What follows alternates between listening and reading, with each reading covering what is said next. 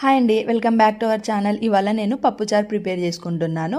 దీంట్లోకి నేను అప్పుడప్పుడు మసాలా ప్రిపేర్ చేసి వేస్తుంటాను అనమాట. ఆ మసాలా ఏంటో మీకు చూపిద్దామని ఈ వీడియో అనమాట. ఏం లేదండి, మన దగ్గర చిన్న రోల్ ఉంటుంది కదా, అందులో కాస్త పచ్చి వెల్లుల్లి, మిరియాలు, ధనియాలు, జీలకర్ర కూడా వేసుకోవాలి. నా దగ్గర లేదు ప్రస్తుతానికి, మీ దగ్గర ఉంటే వేసుకోండి, చాలా టేస్ట్ వస్తుంది, బాగుంటుంది. అలాగే కాస్త పచ్చి కరివేపాకు వేసి దాన్ని బాగా దంచుకోవాలి. చాలా మెత్తని పేస్ట్ అయితే చేసుకోకూడదు, కాస్త బరకగానే దంచుకొని ఆ పేస్ట్ని అలా పప్పుచారులో వేసి కలుపుకోవాలి. చాలా బాగుంటుంది, ట్రస్ట్ మీ, మీరు ఈసారి ట్రై చేయండి, ఆ టేస్ట్ మర్చిపోలేరు. అలా కలిపి బాగా ఉడికించుకోవాలన్నమాట.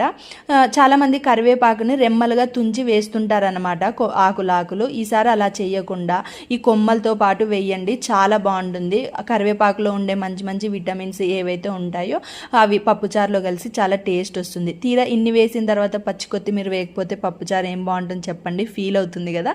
అందుకు కాస్త పచ్చి కొత్తిమీర వేసుకొని అన్నీ కలిపి అలాగొక 10 నిమిషాలు ఉడికించుకొని తింటే అబ్బా, ఆ టేస్ట్ అనేది మీరు మర్చిపోలేరు. మీకు వీలైతే కనుక ఖచ్చితంగా ట్రై చేయండి. ఇలాంటి చిన్న చిన్న టిప్స్ కోసం, వీడియోస్ కోసం మన ఛానల్ని అయితే సబ్స్క్రైబ్ చేసుకోవడం మాత్రం మర్చిపోవద్దు. మళ్ళీ నెక్స్ట్ వీడియోలో కలుసుకుందాం. అంతవరకు స్టే ట్యూన్, బాయ్.